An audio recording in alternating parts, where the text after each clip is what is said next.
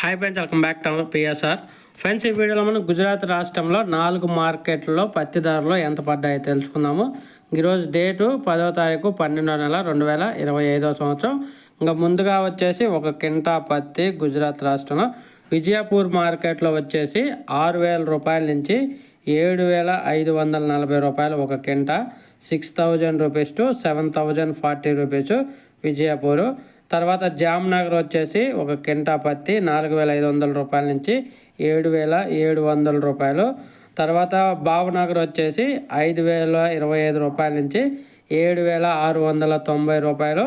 రాజ్కోట్ 6,450 రూపాయల నుంచి 7,525 రూపాయలు ఒక కింటా పత్తి. గుజరాత్ రాష్ట్రంలో అయితే టాప్ అండ్ టాప్ 7,700 రూపాయలు నడుస్తుంది ఒక కింటా పత్తి.